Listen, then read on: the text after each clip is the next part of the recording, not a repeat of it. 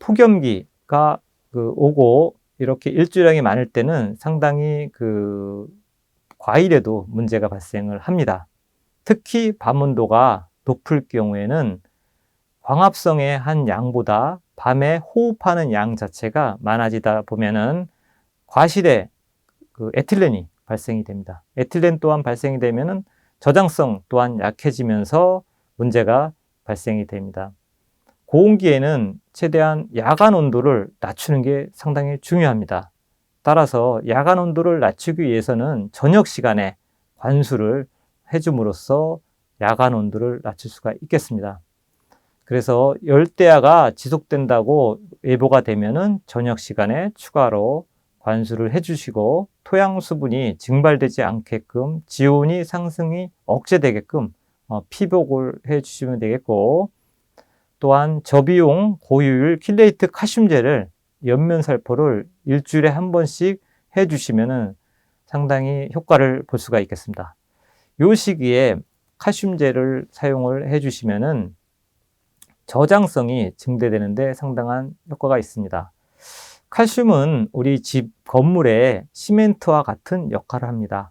시멘트 집에 튼튼하게 역할을 하듯이 고온기가 되면은 호흡량이 많아지기 때문에 이러한 칼슘이 다 소모가 되기 때문에 저장성이 약해지고 내부가 갈변되는 그러한 문제점이 있기 때문에 이러한 고온기 때는 식용염화칼슘을 이용해서 미생물 활성수에 미리 녹여서 붕산과 함께 킬레이트 칼슘제를 사전에 만듭니다.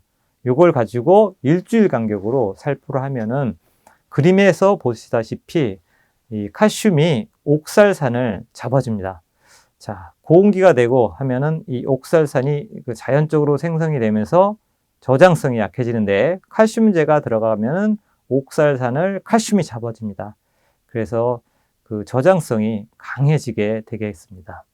그래서 앞으로 고온기가 지속된다 하면은 이런 식용염화 칼슘을 이용해서 우리가 보급하고 있는 활성수에 사전에 녹여서 붕산까지 같이 함께 주시면은 칼슘이 이동이 잘 안 되지만은 붕산과 함께 녹여준다면은 칼슘의 흡수율을 높여서 고품질의 과일을 생산할 수 있겠습니다. 자, 과실 생산의 출발점은 수확 후부터 관리합니다. 우리가 과일을 보통 생산이 끝나면은 농사가 끝났다 하지만은 일반적으로 핵과류들은 보통 내년도 꽃눈이 7월부터 만들어지기 시작합니다. 7월부터 꽃눈이 생산이 되는데 8월, 9월을 거치면서 대부분 11월이 되면은 꽃잎, 암술, 수술, 꽃받침까지 모두가 만들어집니다. 그래서 실질적으로 우리가 수확을 9월에 끝났다 하더라도 내년도 꽃눈이 계속해서 10월, 11월에 꽃눈이 만들어지고 있기 때문에 겨울철, 가을철에 관리를 어떻게 하느냐에 따라서 내년도의 농사가 좌우가 됩니다. 그래서 실질적으로 수확 후에 저장 양분이 축적이 잘 되게끔 관리하는 게 내년도 농사를 준비하는 가장 중요한 관리라고 할 수가 있겠습니다. 수확 후에 잎을 낙엽이 지기 전까지 관리를 깨끗하게 얼만큼 잘하느냐에 따라서 꽃눈의 분화가 충실히 이루어집니다.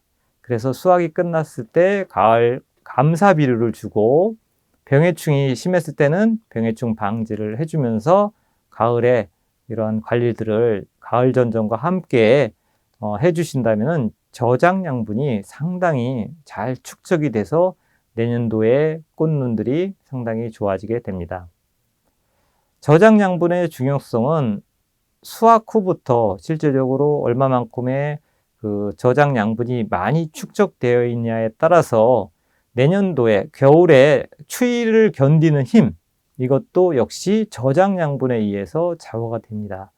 저장 양분이 충분히 축적이 되어 있다면 겨울철에 어느 정도 추위가 와도 추위에 견디는 힘이 강해지고, 그리고 봄에 꽃을 피운다든지 꽃을 피우고 나서 잎을 전개시키고 어느 정도 열매가 착과가 될 때까지는 모든 일이 이 저장양분에 의해서 이루어집니다.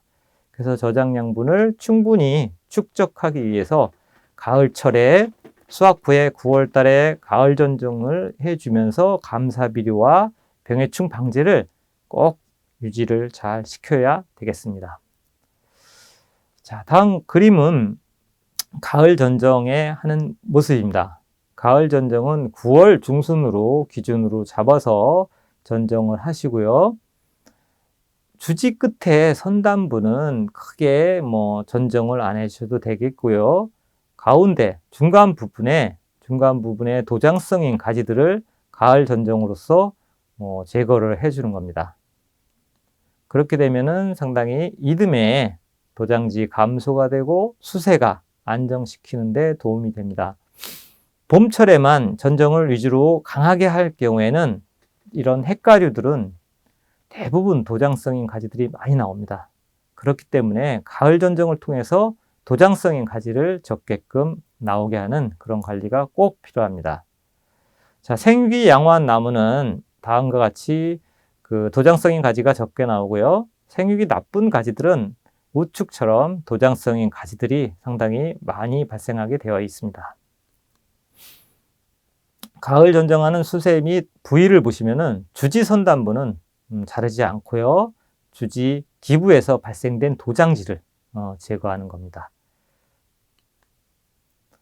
결실 관리에서 보면은 일반적인 성목에서 복숭아 나무는 성목에서 약 대부분 한 2만 개 정도의 꽃이 핍니다. 약 2만 송이의 꽃이 피는데 대부분 과일로 이용하는 것은 약 5% 미만입니다. 그러면 약 1000개 이하의 과일을 착화시키죠. 그래서 실질적으로 핵가류는 꽃을 많이 피지만은 우리가 이용하는 과일들은 한 5% 미만이라고 생각하시면 되겠습니다. 그렇기 때문에 조기 적과 및 정례, 적화 방법들이 상당히 중요합니다. 실질적으로 그 개화가 꽃이 많이 피고 수정에 문제가 되지 않는 품종들은 대부분 이제 그 정례를 하면서 적화까지 하면서 조기 적과를 대신할 수가 있겠습니다. 이래서 정례 방법은 대부분 꽃 피기 한 7일에서 10일 전에 꽃봉오리가 부풀어 올렸을 때 이런 결과지의 그 상단부를 그 위에서 아래쪽으로 훑듯이 합니다. 그러면은 결과지의 위쪽은 사실상 착과를 시키지 않기 때문에 이렇게 해서 위쪽을 정례, 꽃봉오리를 솎아주는 작업들을 합니다. 이러한 정례를 못한 경우에 적화, 꽃이 피었을 때 따주는 그런 것들을 하는 이유 중에서 가장 좋은 이유는 노동력 절감입니다. 이러한 정례 적화를 하게 되면은 노동력 절감이 상당히 그 적과만 하는 거에 비해서 상당히 절감이 되고 또한 부수적으로 상품과율을 또 증가시킬 수가 있습니다. 그래서 정례 1회하고 적과 2회 한 거하고 비교했을 때 상당히 상품과율이 80%로 상당히 높은 거를 확인할 수가 있겠습니다. 다음은 핵가류의 병해충 방제에 대해서 말씀드리겠습니다. 이러한 병해충 방제를 하기 위해서는 농약을 많이 살포하는 것보다는 기본적으로 식물을 강화시키는 게 상당히 중요합니다. 식물 강화를 위해서는 기본적으로 통풍과 통광을 잘하게 하는 게 가장 중요합니다. 핵가류는 배수에 가장 약하다고 했습니다. 그렇기 때문에 이러한 그 통풍이나 통광이 안 됐을 경우에는 또한 여러 가지 지재부에서 병들이 발생이 많이 됩니다. 그래서 통풍, 통광을 철저히 해주시고 두 번째 토양 배수를 철저하게 해주심으로써 과습을 예방하고 적절하게 시비 관리를 하고 봉지 재배를 함으로써 식물을 강화시켜서 병충해에 좀 더 강한 나무들을 만들어 주는 겁니다. 일반적으로 식물병의 발생 원리를 보면은 병은 이렇게 병원균이 있어야겠고 또한 환경이 병균이 잘 자랄 수 있는 환경과 이러한 그 식물체, 삼박자가 맞아야지만 병이 발생이 됩니다. 또한 병의 그 발생 3단계를 보시면은 1단계로 포자가 이제 발화를 시작하죠. 포자가 발화를 해서 균사가 침입을 합니다. 균사가 침입을 하고 균사에서 양분을 흡수해서 또 포자를 만듭니다. 요때 이제 발병이 되겠죠. 그래서 일반적으로 병이 발생되는 3단계에서 예방제를 미리 살포해서 병원균의 포자가 부착하지 못하도록, 또한 그 균사가 침입되지 못하게끔 예방제를 살포하는 게 중요하고요. 그 이후에는 치료제를 살포하는 건데, 실질적으로 치료제를 살포한다는 것은 상당히 방제가가 떨어집니다. 그렇기 때문에 예방 위주로 약제를 살포하시는 게 상당히 도움이 되겠습니다. 일반적으로 예방용 살균제는 우리가 유기유황계라든지 유기염소계, 이런 키농계, 이런 계통의 예방용 살균제가 있고요. 치료용 살균제는 트리아줄계라든지 피리미딘계, 이러한 치료용 살균제가 있고, 최근에는 예방 및 치료용 살균제가 스트로빌루린계, 이런 계통의 약제들이 있습니다. 핵가류에서 가장 또 문제가 되는 게 이 세균성 구몬병입니다. 세균성 구몬병은 잎에서 이렇게 병반에 그 수침상에 병반이 찍힌 다음에 나중에 심할 경우에는 구멍까지 나는 그런 형태고요. 줄기를 보시면은 이렇게 세균성의 수침이 보이죠. 그 다음에 이게 심해지면 과일까지 이러한 그 병반이 찍히고 잎은 결국 구멍이 나는 이러한 병입니다. 그래서 이 핵가류에서는 이 세균성 구몬병을 상당히 그 예방을 잘해야 되겠습니다. 자두에서는 똑같은 그 세균성 병 중에 하나인데, 이건 검은 전문이병이라고 합니다. 자두에서는 요거 세균성 병이 검은 전문이병을 복숭아의 세균성 구몬병과 같이 동시에 같은 방법으로 방제를 철저히 해 주셔야 되겠습니다. 대부분 이 세균성 구멍병의 이제 발생 요인은 강우입니다. 대부분 다 빗물이, 비가 자주 온 그런 해에는 많이 발생이 되겠고요. 또한 이제 바람이 세게 불어갖고 세균이 비산이 많을 때, 그 다음에 온도가 24도에서 28도씨 저온으로 갔을 때 더욱더 발생이 되겠고요. 습도가 85에서 95%로 높았을 때 더욱더 발병이 됩니다.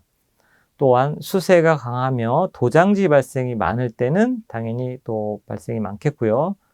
미백도라든지 사자조생, 이러한 품종에서는 세균성 구몬병에 좀 더 약한 품종이라고 할 수가 있습니다. 방제 체계를 보시면은 발화 전에 우리가 석회유황합제를 살포하시고요. 개화 직전에는 66식 보로덱, 이 보로덱이 세균성을 예방하는 데 상당히 효과가 좋습니다.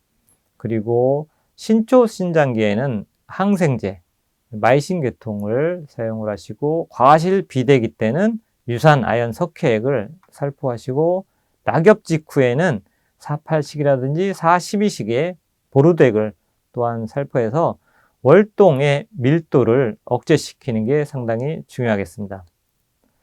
재배적인 방제를 보시면은 기본적으로 겨울 전정을 하실 때 전정 시 감염된 가지를 제거를 해줘야 됩니다. 가지를 최대한 병반이 보이는 제거를 다 해주시고, 기본적으로 방풍망이라든지 방조림이 설치를 할 경우에는 이병가를 약 61%까지 경감을 시킬 수가 있겠습니다. 그래서 세균성 구몬병을 가만히 보시면 대부분 과수원에서 한쪽 바람이 많이 불어오는 쪽에서 병이 시작이 됩니다. 그렇기 때문에 이런 방풍망, 방조림, 과수원에 따라서 바람이 불어오는 쪽에 방풍망이라든지 그런 것들을 설치하면 상당히 병을 예방할 수가 있겠고요. 균형 시비를 실시하고 질소를 좀 과잉을 삼가합니다. 질소를 많이 했을 때는 또 이런 세균성 구몬병들이 쉽게 더 반영이 되고 있습니다. 그래서 봉지 씌우기를 가능한 좀 일찍을 하시고 병든 과일은 제거를 해주시면 되겠습니다.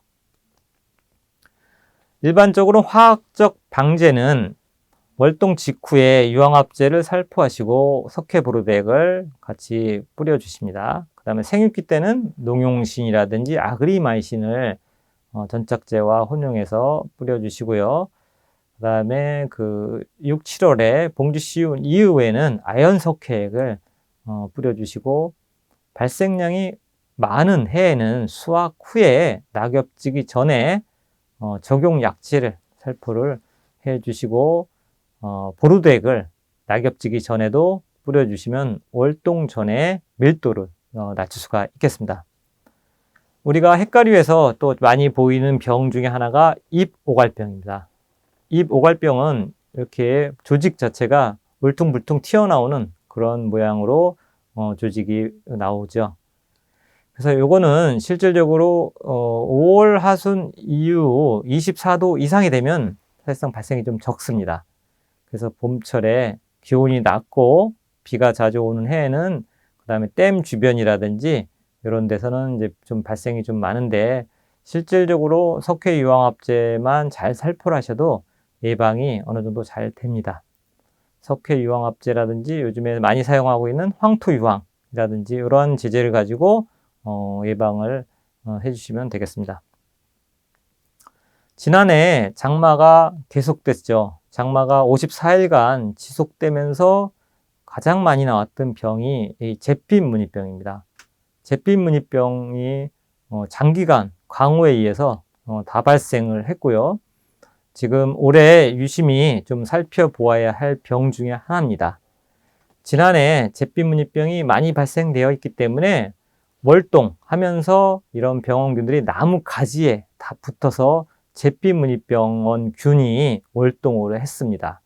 그래서 앞으로 이제 겨울 전정하면서 이러한 그 가지에 붙어 있는 잿빛무늬 병반들이 보인다고 하면은 이러한 가지들을 기본적으로 제거하는 게 아주 중요합니다.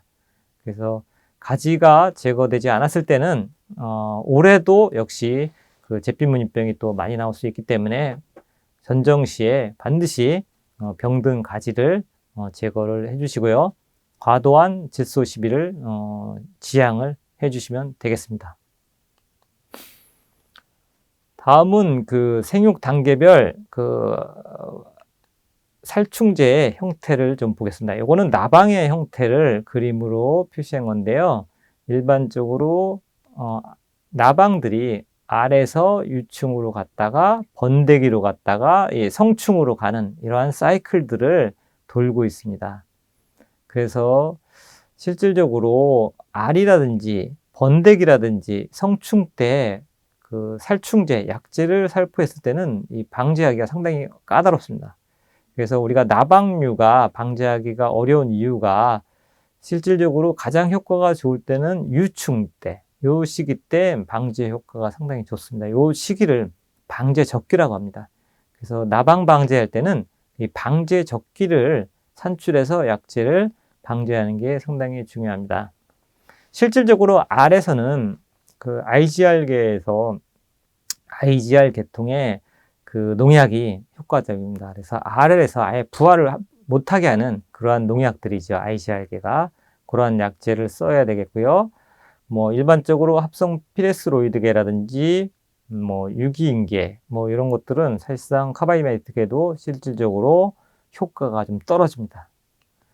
그리고 유충, 이런 약충일 때는 이런 다양한 약제가 대부분 다 효과가 좋습니다. 그래서 피레스로이드라든지 유기인계, 뭐 카바메이트계 이러한 계통의 약제들을 유충이나 약충 때 맞게 되면 상당히 방제 효과가 좋게끔 돼 있죠.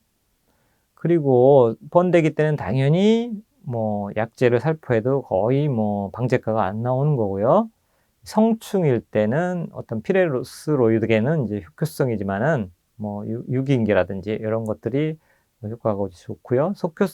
성충일 때는 또한 얘네들이 워낙 그 약제를 살포하면 산 쪽으로 갔다가 또 다시 또 내려오고 그런 것들을 좀 반복하기 때문에 방제하는 데 좀 어려운 점들이 많이 있습니다. 그래서 일반적으로 그 햇가류에서 방제가 어려운 순나방이라든지 이런 심식나방이라든지 이런 나방들을 방지하기 위한 방법 중에 하나가 교미교란제를 활용을 합니다. 말 그대로 교미교란제는 교미를 교란해서 알을 많이 못 낳게 하는 겁니다. 그래서 저렇게 교미교란제를 나무별로 보통 뭐 주당 한 두세 개씩 설치를 하면은 뭐 수컷들이 저게 암컷인지 알고 열심히 쫓아옵니다. 쫓아와서 보면은 뭐 암컷이 아니고 저기 뭐 교미교란제죠. 그렇기 때문에 결국 교미를 못해서 알을 못 낳게 되는 원리를 이용하는 겁니다. 그래서 밀도를 낮추는데 상당히 효과가 좋습니다. 그래서 교미교란제를 이용해서 일단은 이런 나방류의 그 밀도를 낮추고 방제가 함께 이루어진다면은 상당히 효과적으로 방제가 가능합니다. 또한 나방류들을 잡을 수 있는 방법들이 이제 막걸리 트랩을 이용해서 밀도를 낮추는 방법입니다. 일반적으로 4월 상순에 이 막걸리 트랩을 설치를 해서 기존 월동을 했던 이러한 그 성충의 그 나방들을 막걸리 트랩을 이용해서 밀도를 낮춰버리면은 생육기 때에 이러한 그 나방류를 상당히 그 억제하는 데 도움이 됩니다. 요 보시면은 실질적으로 뭐 만드는 방법들은 그림처럼 네 면에 U자 모양으로 뚫어서 병의 상단부를 뚫고요. 뭐 크기는 가로 세로가 약 3cm만 됩니다. 이게 뭐 크게 크다 해서 나방들이 많이 들어오는 게 아니기 때문에 약 3cm 내외로 가로 세로 뚫으시고요. 그 안에 내용물은 우리가 폐막걸리를 약 한 15cm 넣고 거기다가 설탕을 한두 스푼, 그 다음에 에탄올을 뭐 소주잔으로 한두 잔 정도 넣으시면 되겠습니다. 그렇게 해서 그 폐막걸리를 이용해서 이제 유인을 하는 겁니다. 그리고 이제 교체 시기는 약 한 10일 간격으로 이제 각종 벌레들이 많이 들어옵니다. 벌레들은 걸러내고 거기다가 추가로 내용물들만 보충을 해서 월동했던 이런 나방의 성충들을 미리 잡아서 밀도를 낮추게 되면은 상당히 그 나방류에 방제하는 데 도움이 된다고 하겠습니다. 우리가 쉽게 순나방 피해는 새순을 이렇게 갉아 먹어서 완전히 그 순이 멎이는 그런 현상이 되죠. 그래서 이제 순나방이 그 가을철에 특히 과일에 그 만생종인 경우에는 순나방이 과일에 들어가고 전체적으로 낙과 피해를 또 유발시키는 게 가장 그 큰 문제점이 있죠. 그래서 일반적으로 이제 순나방 같은 경우에 연 4회 발생을 하죠. 그래서 1세대는 대략적으로 알이 부화하는 시기가 5월 중순, 2세대는 6월 하순, 3세대는 8월 상순, 4세대는 9월 상순입니다. 그래서 요 그 부화되는 시기를 적기에 약제가 들어가는 게 상당히 중요하다고 했죠. 그래서 발생 시기를 예찰을 합니다. 그래서 이 나방들이 월동 후에 발육을 시작하는 시점을 이제 발육 0점 온도라고 하거든요. 그래서 발육 0점 온도 이상의 온도를 누적을 해갖고 예측하는 프로그램이 있습니다. 이렇게 해서 적산온도 계산법으로 해서 복숭아 순나방을 1차 방제 적기를 미리 예측을 합니다.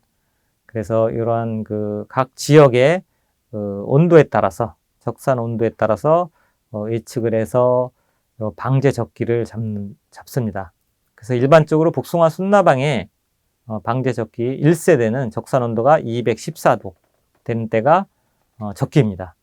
그리고 2세대는 660, 3세대, 4세대 다음과 같습니다. 그래서 저희가 올해에도 이러한 그 복숭아 순나방 방제 적기를 예찰해서 농업인분들에게 문자를 보내드리면은 그 시기에 순나방 약제가 살포할 수 있도록 동시에 살포가 될 수 있도록 그렇게 방제를 해주시면은 상당히 좀 밀도가 낮추는데 도움이 된다고 하겠습니다. 복숭아에서 또 유리나방이 또 상당히 그 주간부를 가해해서 문제가 좀 되고 있죠. 주간부를 가해하는데 요거는 유충으로 가지 속에서 월동을 해서 연 2회 정도 발생하는데 방제 대책으로는 주간과 주지 부분에 살충제를 살포합니다. 이때 주관과 주지 부분에는 살충제만 살포할 경우에는 이제 흘러내리기 때문에 전착제를 혼용해서 같이 살포를 해 주시고요. 보통 월동 유충 활동 시가 3월 중하순이기 때문에 3월 하순에서 4월 하순에 이런 그 주간부의 살충제와 함께 살포를 해주시면은 방제를 할 수가 있겠습니다. 최근에 또 문제가 되고 있는 게 깍지벌레류죠. 이런 깍지벌레들이 상당히 그 밀도가 한번 높아지게 되면은 방제가 상당히 좀 어렵죠. 그래서 알 덩어리로 이게 월동을 하게끔 돼 있죠. 우리가 전정하다 보면은 쉽게 또 관찰을 하겠고요. 연 3회 정도 발생하는데 기본적으로 월동기 때는 조피를 좀 긁어내면서 기계유의제를 살포하면은 상당히 그 효과가 좋습니다. 기계유의제는 뭐 살포를 꼼꼼히 해주시면은 이런 깍지벌레류 같은 응애 이런 류들이 기름으로 도포가 돼 갖고 숨을 못 쉬게 하는 그런 원리입니다. 그래서 밀도를 상당히 그 낮추는 데 도움이 되겠고요. 그리고 알에서 부화하는 어린 약충 시기에 적기에 그 깍지벌레 약제를 방제를 하는 겁니다.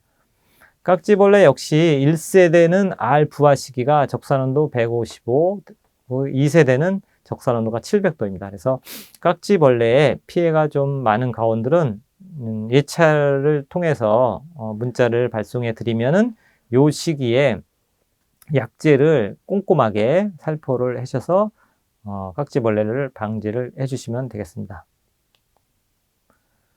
최근에 또한 많이 발생하고 있는 충 중에 하나가 노린재죠. 노린재인데 갈색날개 노린재라든지 썩떡나무 노린재라든지 특히 요즘에 이제 애무늬 고리 장립 노린재라 해서 이파리도 그림처럼 이렇게 상당히 가해를 하고 어린 그 열매도 이렇게 상당히 가해를 하는 게 노린재 피해라고 볼 수가 있겠습니다.